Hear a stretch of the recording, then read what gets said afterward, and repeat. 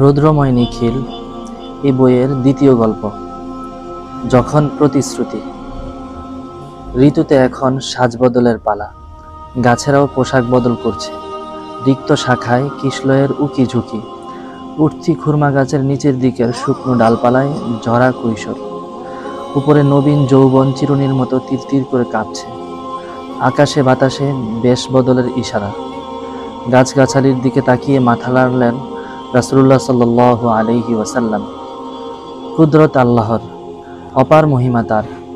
দেখলেন মণ্ডিত আর ধূসর পাহাড়টাও সবুজ জাজিমে বেআব্রু দেহটা ঢেকে নিতে চাইছে এ সময়। অথচ মানুষ সাজ পাল্টাবে না তারা? হাটে চোর ধরার মতো কপালের কুঞ্চনে অস্থির ভাবনাদের শোরগোল পড়ে গেল একসাথে। তার মনে হলো দম্ভ আর পাপ তামাম বালুর রাজ্যে এখনো গা ঘেঁষাঘেঁষি করে দাঁড়িয়ে আছে। এই ক্লেদ ঝেড়ে ফেলে মানুষ কি তার উলঙ্গতা ঢাকবে না? অস্থির ভাবনাদের ডানা ঝাপটানি শুরু হলো আবার। আহত মনে তিনি ভাবলেন, এত ডাকাডাকি, এত কাতরতা বৃথা যাবে? কিছু মানুষের আজ বড় প্রয়োজন, এখনই, এই মুহূর্তে। যারা সত্যকে সত্য বলে স্বীকার করবে, সূর্যের আলোয় থেকেও যারা বলবে না এখন রাত নিঝুম।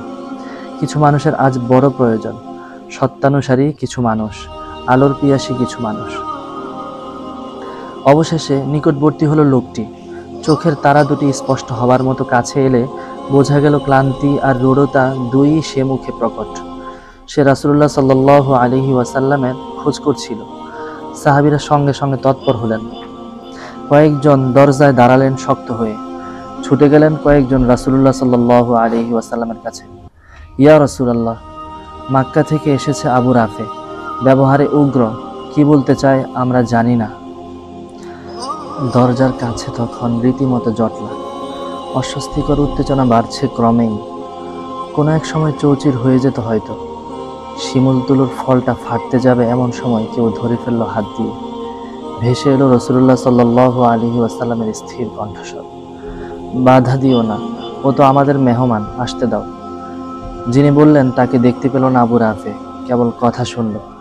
কিন্তু স্বরে যে স্নেহ ছিল, আহ্বানে যে আদর ছিল, তাতেই যেন অন্য জগতের স্বাদ পেল কৃতদাস আবু রাফে।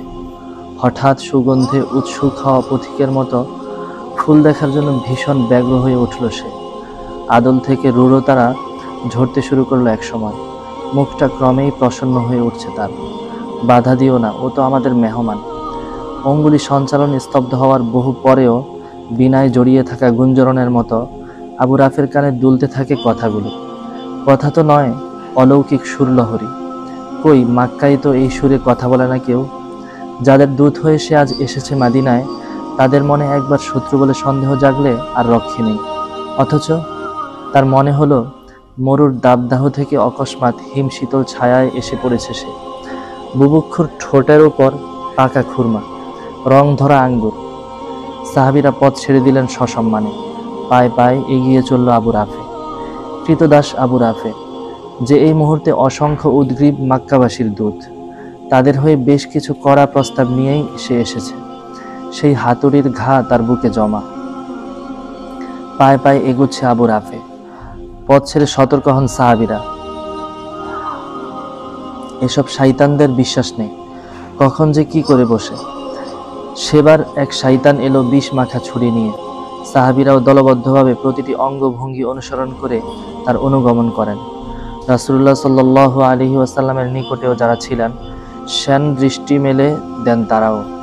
কোনো কিছু ব্যতিক্রম দেখলে মুড়িয়ে দেবেন। বেশ দূর থেকে আবু রাফের দৃষ্টি পড়ল রাসূলুল্লাহ সাল্লাল্লাহু আলাইহি ওয়াসাল্লামের উপর। দেখেই চোখ তুলে সেইখানে দাঁড়িয়ে গেল সে। বিস্ময়ে চোখটা বড় হতে হতে এক আকাশ শ্রদ্ধায় আপ্লুত হয়ে গেল। শিশুর নিষ্পাপ চোখে অসীম নীলের রাজ্যে প্রথম চন্দ্রোদয় প্রত্যক্ষ করার মতো আবু রাফের চোখ বিস্ময়ে, স্বপ্নে, মোহে একাকার। মানুষের আদলে এত রূপ, এত আলো। দূরপাল্লার চাহনি মেলে জীবনের অনেকটা অতীত ঘুরে এলো। এমন জ্যোতির্ময় মুখ সে আর কখনো দেখেনি। এমন পবিত্র চাহনি চোখে পড়েনি কোনো দিন।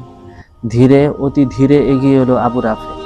শক্ত আর হিংস্র বাঁধনগুলি কেটে সারা দেহটা শিথিল হয়ে গিয়েছে মনে হলো তার। অন্তরের সব অন্ধকার গলি পথে আলোর বিচ্ছুরণ। ধীরে বিনীতভাবে রাসূলুল্লাহ সাল্লাল্লাহু আলাইহি ওয়াসাল্লামের নিকটে এসে বসল। চোখ তুলে সেই পবিত্র মুখটা দেখলো একবার, দেখলো চোখটা, চোখের দৃষ্টিটা। সে দৃষ্টিতে ভোরের বৃহৎ পবিত্রতা ছিল। এই মুহূর্তে রাসূলুল্লাহ সাল্লাল্লাহু আলাইহি ওয়াসাল্লামকে রাত্রি শেষের বিশাল পাহাড় মনে হচ্ছে। তার নির্জন পাদদেশে বসে অন্য মানুষ হয়ে উঠছে আবু রাফে। পর্বতের প্রশান্ত নির্জনতায় এসে কখনো কখনো মানুষ ভীষণ একলা হয়ে যায়।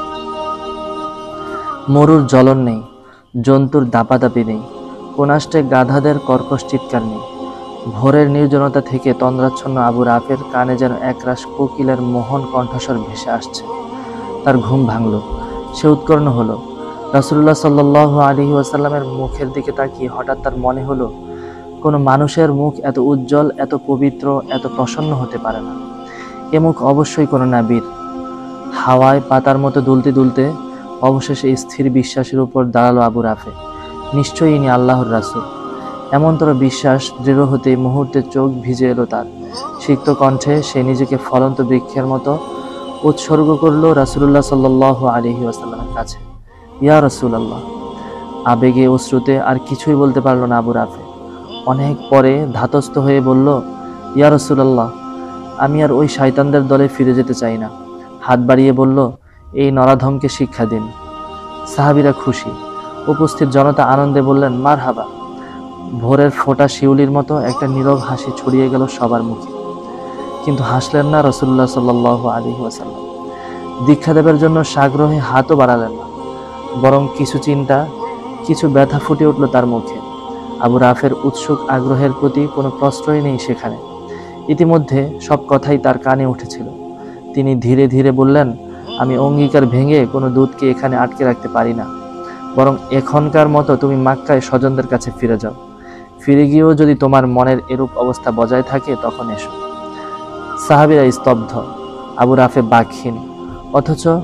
অথচ কিছু মানুষের আজ বড় প্রয়োজন রাসূলুল্লাহ সাল্লাল্লাহু আলাইহি ওয়াসাল্লামের এখনই, এই মুহূর্তে। সত্যান্বেষী কিছু মানুষ, আলোর পিয়াসী কিছু মানুষ।